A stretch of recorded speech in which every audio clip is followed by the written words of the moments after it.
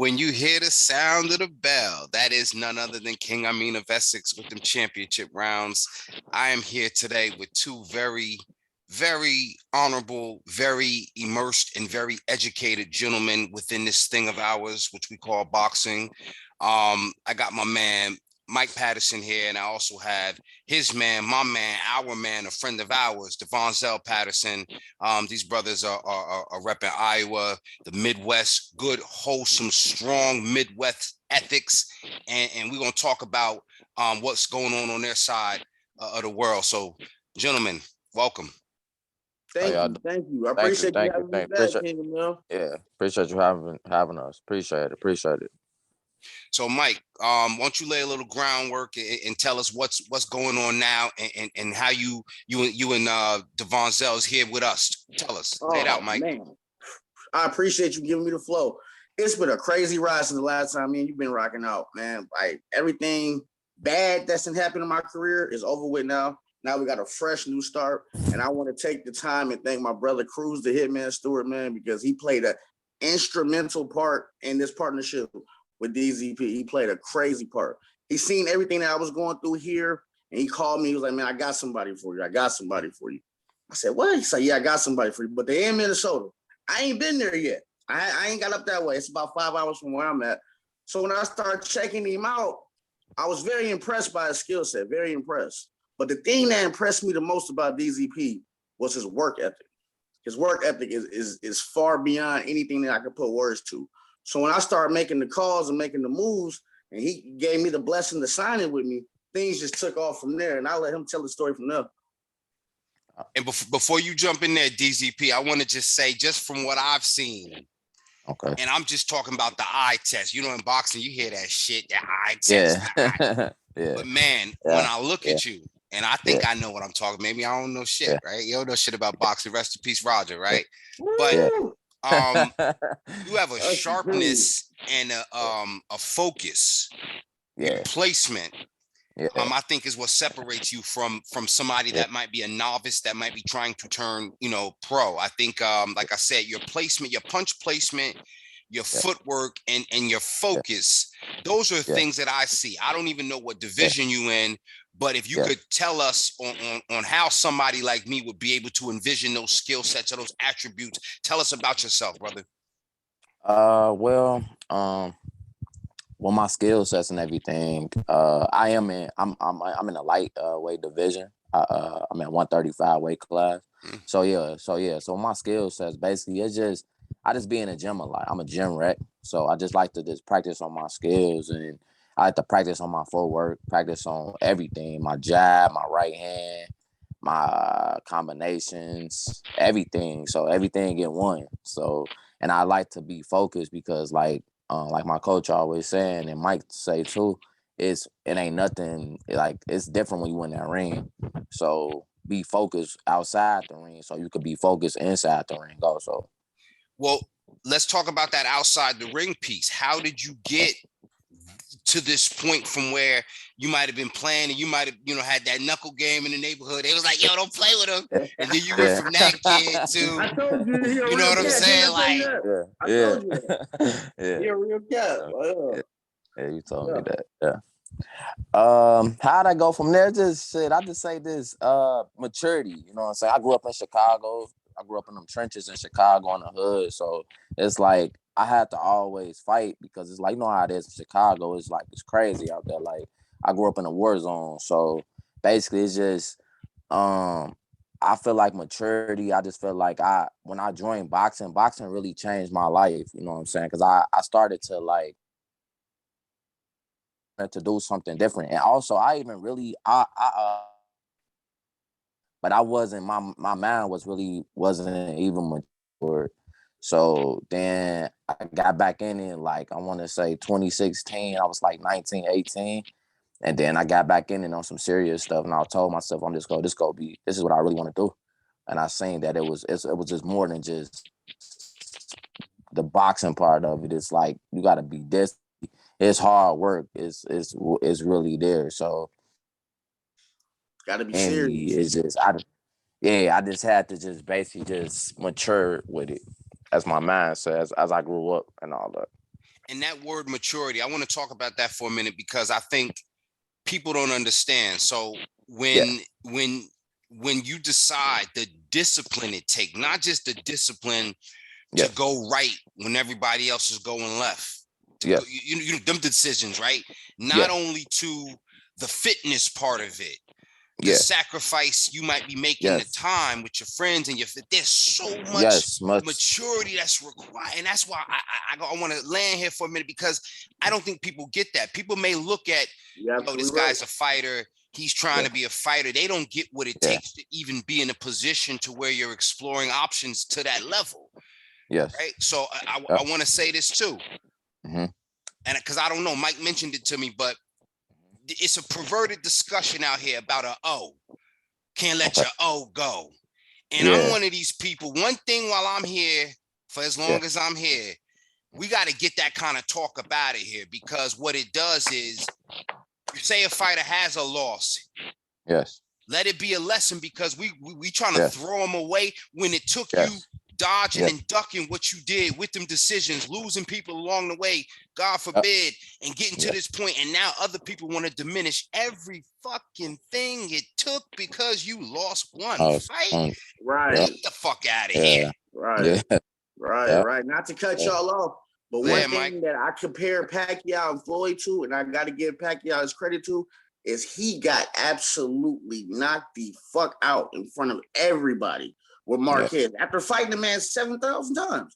But he rebuilt his career and he came back and up into Floyd, and you know what I mean?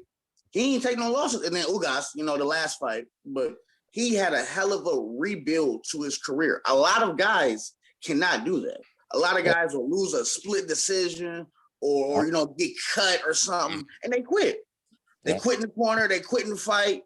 Pacquiao got knocked out in front of everybody, face flat. You know what I mean? And then he came back and fought 1 million people and won. So that's the heart of a champion right there. That's something that's still a question mark to me in Floyd's repertoire. And you want to know why that matters? You want to know why that matters? Because it's more real when you and I'm not advocating, but I'm saying it's okay, and that's the point I'm standing on. It's okay to take that loss as a lesson because that's what life is more like. Because if you so perfect in the ring and you undefeated in the ring, motherfuckers gonna be looking for you to take a loss outside the ring. Yep, and that's exactly what he did. You know what I mean? Like exactly what he did. So, he took a lot, and then Pacquiao, he didn't take no losses. Like he went for the senator. You know what I mean? And start running this country and running and giving away millions of dollars. So because it's not gonna hurt me to let you see me take a loss. No. It might make you stronger because it's gonna make me stronger for you to see me take that loss. I'm not worried about you seeing me taking a loss. I'm not worried about that because the average person might hurt themselves or somebody else over them losses they taking in the dark.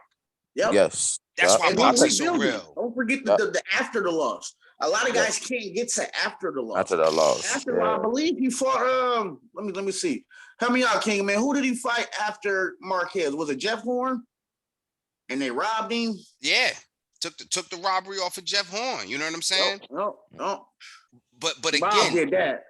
That was his last fight on his contract. So Bob was like, "Well, yeah, Nah, matter of fact, it was Bradley, wasn't it? Timothy, that's right. It was Bradley. It was Bradley. Forget about Timothy. It was the end of the contract. They said, nah, he's gonna come back and fight Tim Bradley.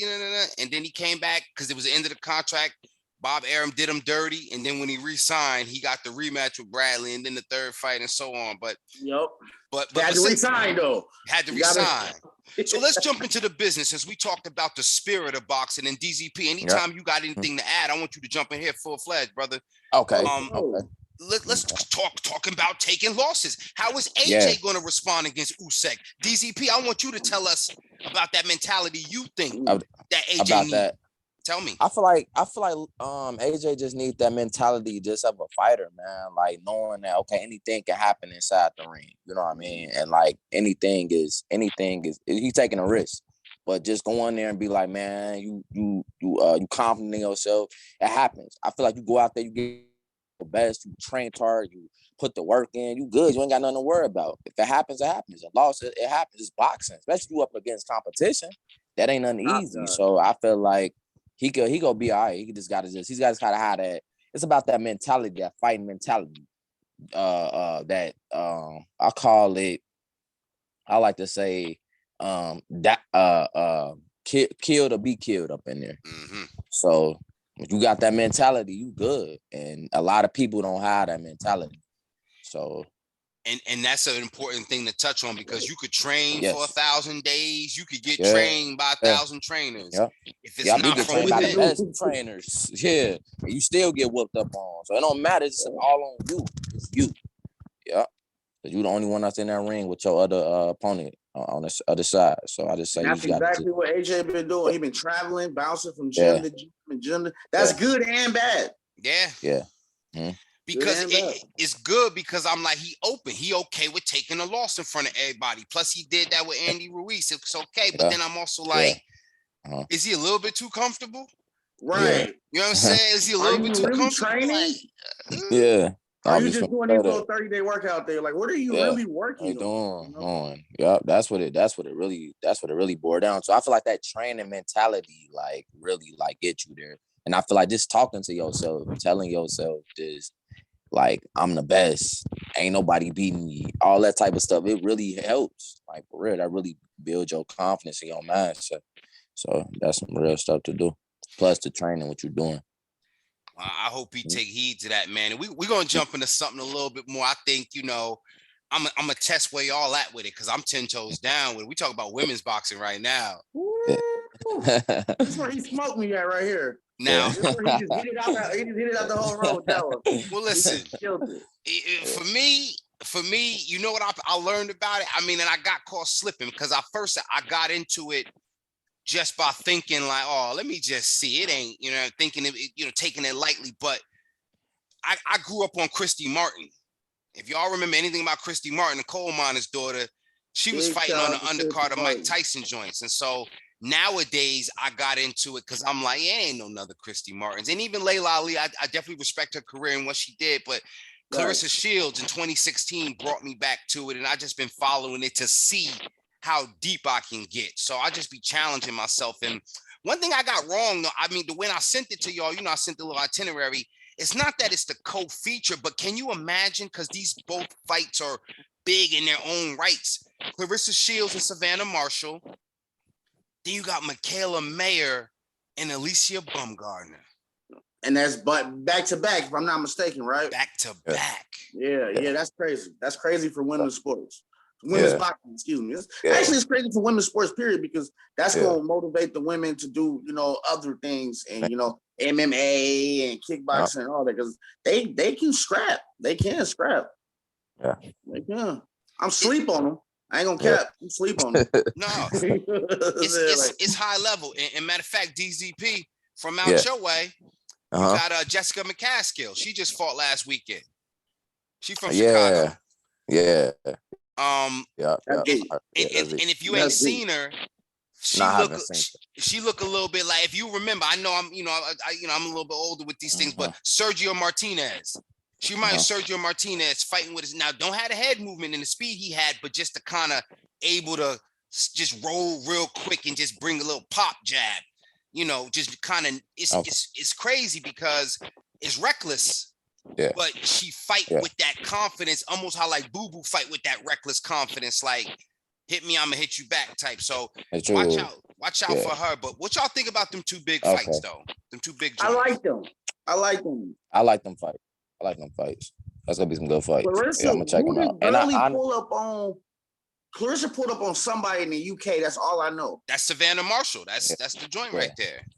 Okay. Oh yeah. She want that smoke. She went to her country. She doing what some of the guys ain't doing, right? We asked for some of the guys to go out there and demand that fight, and they argue on Instagram, or they do the little slick stuff on. Claressa put she put a passport on the line and flew out there and gave her a name. She said, "I'm gonna call her Savannah Marshmallow. Like I'm trolling her. Like I'm running down. You know what I'm saying? Right in her face too, huh? Right in her face. That's gangster. But look, I want to ask y'all something on the other side of things, because that other fight it's at 1:30. It's Mikaela Mayer and Alycia Baumgardner. And I have to say this respectfully. When women's boxing, you have to do everything to sell the fight. Right.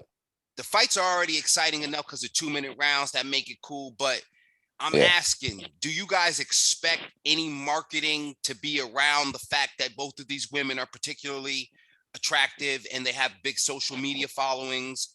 Do you expect any market, or do you even think it's fair to go down that road, or should you just kind of like leave it at boxing? Maybe like saying, well, Serrano and Taylor didn't have to do that, or do you use what's available? I mean, and maybe as a fighter, DZP, you could tell us, do you use what you got in marketing, or do you keep something sacred? I say it just depends. I say yeah to some, and I say nah. Some things you should use for they should use for the marketing, and some things they shouldn't use for it. So, for example, what if they had like you know, like the traditional face-off posters, right? Yeah. But somehow they put something, you know, and you got fighters like Ebony Bridges that kind of push that line. You guys know Ebony Bridges? That's I know that's Mike know Ebony Bridges is. I know what that is. I don't know what that is. Yeah. You did a Family Feud on me. That show was off for the come with too. That's exactly what off for the come with. Yeah. When she hit the wins, I watch. Yeah. I don't care what I can be. Yeah. And what's crazy about that is she got fake titties. You know, I'm not even a fan of her, but it looked good though. It's appealing. You know what else? She's savvy enough to get sponsorships because she's sponsored by the lingerie or the nightwear makers of that stuff. So again, you know, I'm not trying to take the you know, to turn women's sport into something different, but when I look at making the sport bigger, so when I think about Jake Paul coming into this thing of ours and making it bigger, right? I'm at first I was resistant, but I'm with using whatever it is to make the sport bigger. So if it comes to a point to where they use that element of the women's beautiful aesthetic, then I'm with that to make the sport bigger. Yeah, I'm with that. I see what you're saying. Yeah, I'm with that too. I see what you're saying. I feel like if you a real fighter, shoot, go on ahead. You know what I'm saying? People be wondering, they should have started at this age. If they fighting, because you got a lot of people out here that started a little late, but they be real fighters and they trying to really make the sport big. So ain't nothing wrong with that, in my opinion. That's cool. If you're making a name and you're making the sport big, you got love for the game, respect for the game, it's gonna give it back to you. And truly what Jake has done with Amanda to get her to that Katie Taylor fight, we can't deny it, that was right? Crazy. Yeah. That was crazy. You know? That's crazy. Because he took her from scratch. Yeah. He just came in and got her. You know what I'm saying? And then they did pretty well. They did pretty well. Yeah, man. So I would love to see both those two fights. Can't wait for them to happen. And I want y'all to do your homework because next time I have y'all back, we're going to be talking this women's boxing because I feel like after these two fights, it's going to be a lot easier to distinguish which female fighters, which weight classes, and who might be the marquee matchup. So it's going to be way easier. It's going to be Claressa. She's going to beat Shorty. And then it's going to be probably Claressa and Mikaela. And that's 60-40 Claressa because she do got them skills.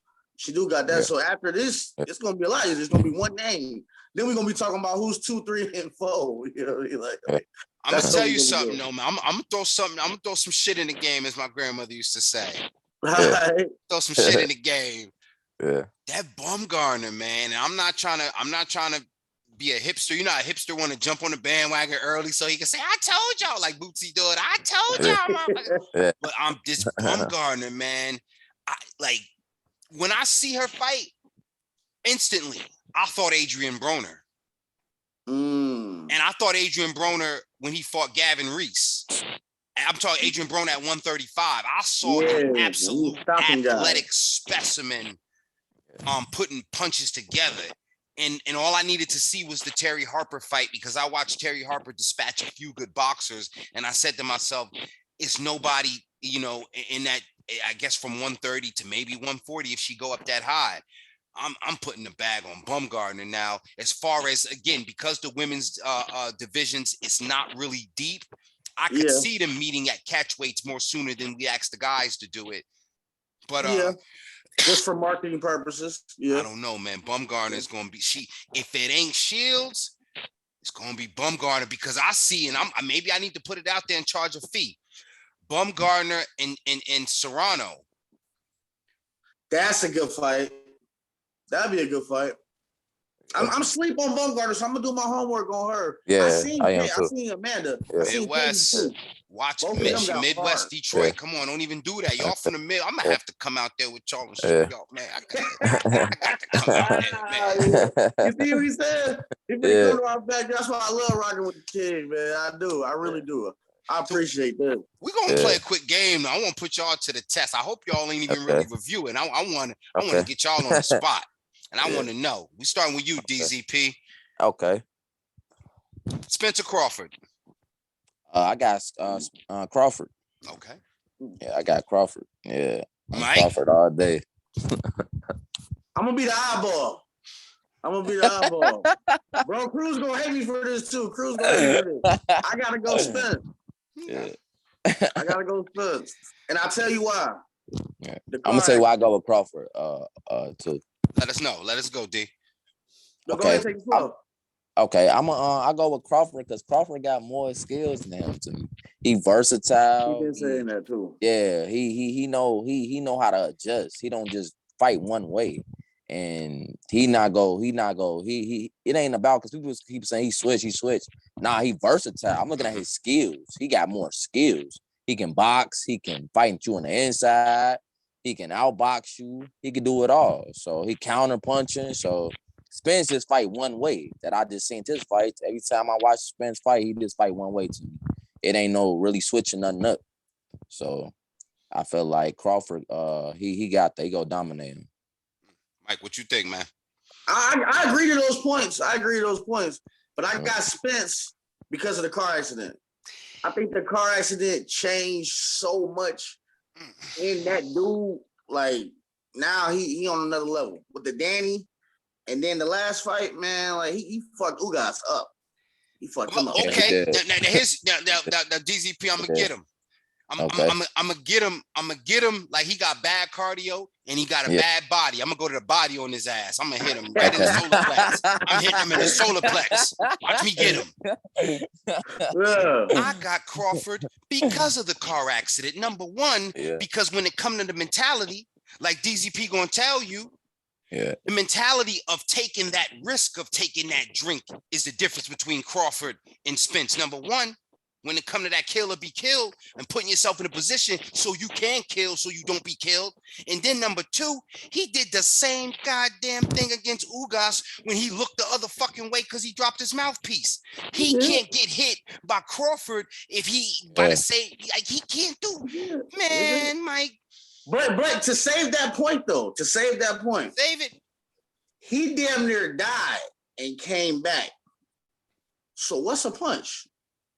I just hit a fucking pole in a Rari and I'm slapped. So what's the shot? You know what I'm saying? Like one punch. I'm gonna get hit. If we're gonna lay it out, we know Crawford took one to the dome over a dice game. Another one. That's what I'm saying. That's another one. That's another fair point. Different. Fair point. The only thing is, I feel like Crawford has got to. He just can't be. He got to really be on his A game with Spence. He can't be. I'm not reckless, saying. Yeah, I can't say. I'm not saying that Spence can't fight. Now he can fight. But I just feel like Crawford just got more his skill sets than him. Sure. And what we all saying is, I think if we talking about splitting hairs. We talking about what you want. The Lambo truck or the Rolls Royce truck. Like, or the Maybach truck. Like you gonna tell me, Mons, it's like we're splitting hairs with the highest degree, the highest level. And that's why I'm trying to split it so thin. And I'm glad that we all looking to cut it so close because it's gonna be whoever makes the first mistake. That's what it's gonna be. You know? Yep. And then the question I got is it a one and done or is it a rematch clause? It's gotta be a rematch clause. You know that. Yeah, I think it's gonna be a rematch clause. So that means it's a possibility of a 3 then, right? Yeah. At least 2. Yeah. At least two. And if the money's right, they gotta do 3. Yeah. I like it. I like it. 2 at 47 and 1 at 54. Yeah. I like that. Now, I got 2 more for y'all. Okay. I got 2 more. Who you got? Ryan Garcia or Shakur Stevenson? I got Shakur. I got Shakur winning this one. I got Shakur. You got the flow? Yeah. Tell him why. Tell him why, DZP. Okay, all right. Okay, I'm gonna tell him why. I got Shakur because Shakur, he just different, man. Like his skills and he just don't get hit. Like he got a different type of skill set. Like he's really a boxer. Like his IQ and his what's that call it? His IQ a box is different. He really know how to like hit you and not get hit while he hitting you. So Ryan Garcia ain't ready yet. He ain't ready. It ain't even just about his defense, it's about his skills too. He can really stand in front of you. I don't watch Shakur like from a couple of years ago to now. He just got better over the years. So I get much respect to him for real. You know what I think that is too, because you know he's from Jersey. Oh, that's all that house music. Yeah. You know, we from cities where house music is big. Yeah. Chicago, Detroit, Baltimore, Newark. Yeah. Those is house music. Let me see that foot work. Work. Yeah, so you got to know it's things that we bring to the table outside of the ring that we got to bring to it, man. So what, Mike? You want me the odd man out again and tell us you got? Hell no. I'm the man. Listen, I got to be honest with you. I got Shakur maybe top 3 in boxing. Period. Right now. Yeah, I got him probably neck and neck with either Canelo and Fury, or Canelo and Usyk. Depending on Fury when to come back. But that's my top 4 right there. Like Shakur is probably the closest thing we got right now to Floyd. He is like elite level. Like I don't see nobody from 30 to 35, maybe even 40. I don't see Josh Taylor fucking with him. I don't think he can hit him. I don't think he's gonna be able to punch that boy. I got an imaginary one. Real quick. Fury versus Muhammad Ali. Tyson Fury versus Muhammad Ali. Who do we got? That's a good one. That is a good one. You stole that from Sugar. You ain't slick. That's you a good question, though. But you want to know what? Tyson been making this comparison and making this illusion for years, and we've been writing him off. He a fat white dude, But the man is a boxing fucking bear. Yeah, he can't fight. He can't fight. And he got the heart. He got a mentality. His heart, his mentality. I like that. He's not gonna lose. He's just not. He lost so much in life with suicide talks and all that shit. Like he's been through it. He's been through it. Remember how we started though? Taking them losses outside the ring, taking the losses in front of us. They just somehow make you stronger. Who y'all got? We ain't wiggling about. DZP tried to roll that one. You rolled that one. Come back, man. I'm gonna say, damn, it's hard to say, man. What era are we talking about Fury? Since we talking about the Klitschko era, or we talking about the era now? We talking about Fury that just beat Wilder. We ain't talking about Fury that just beat Dillian White. We talking about the Fury that beat Wilder in the third match. Okay, that's prime Fury. He did some phenomenal things in that. Versus Ali before he went to jail. We want the best Ali before he went to jail. Before they took his L's with the war thing? Yeah. Okay. So we were talking about what, like Olympic Ali? I like that. I'm gonna say my opinion. I think it'll be a draw. I can see it being a draw. I say a draw, because they both Ali fast. He was quick, boy, with on them toes. Good jab, good right. He ain't snapping that boy. Yeah, he popping that. Yeah, Fury be on his toes a little bit, but not too much. So I feel like it'll be a draw between them two, because one of them, they both just can't outbox each other. One of them have to engage. I'll come forward or do something. Yeah, so it'll be a draw. Yeah, I say a draw. That'll be a draw. I can see it being a draw. And you know I like that. And I don't know. I hope it's not my bias, but I feel like for them same points, Ali would run the risk of getting hurt similarly than he did against Foreman. But he would pull it out, because even though, Fury, he would have to engage, it would still be on Ali's terms. And with that quickness, with that jab, eventually them punches would accumulate to where Fury would get tired of getting hit like that. And the judges may, not no stoppage. I don't see that happening, but I think the judges would give it to Ali, saying, he was able to hit and not get hit. Get hit. More so than Fury landed, even if he landed the harder punches. He didn't land as many of those harder punches. Yes, they were harder, didn't land them as much because Ali was moving around too much. And so that slight advantage on the technical aspect, I would give it to Ali, but the fight would be like crazy. I agree with that. I would say the slight advantage would be Ali just because of the boxing. But the thing was, like, Ali didn't took Foreman punches. He took Kenny Norton punches. He took Sonny Lynch's punches. So I'm like, Fury is knocking shit out. Don't get me wrong. But not to the degree those guys you just named. Yeah. Say that again? Yeah, he ain't knocking shit out to the degree of those guys you just named, not hard. Right. So it's like, I think he would be able to take that punch and keep moving and keep doing his thing. But then again, you know, he did get get dropped by Joe Frazier, who's a much smaller guy than Fury. So it's that you're right. That's a good one right there, man. That's a real good one. But I would get split Ali though. Yeah, that is a good one. That was a good question. Yeah, that was a good fantasy matchup. Yeah.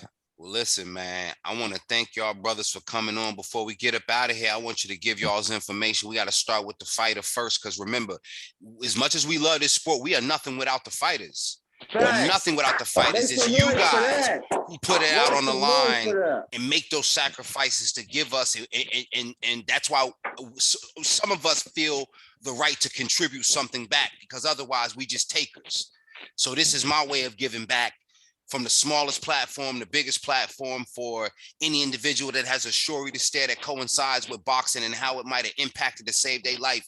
So DZP, as a fighter, as an individual, as, again, you the guy that provides us, you provide Mike with that opportunity to hone his skills. You know what I'm saying? So give us your parting words, your information, where we can find you on social media, and anything else we need to know about you.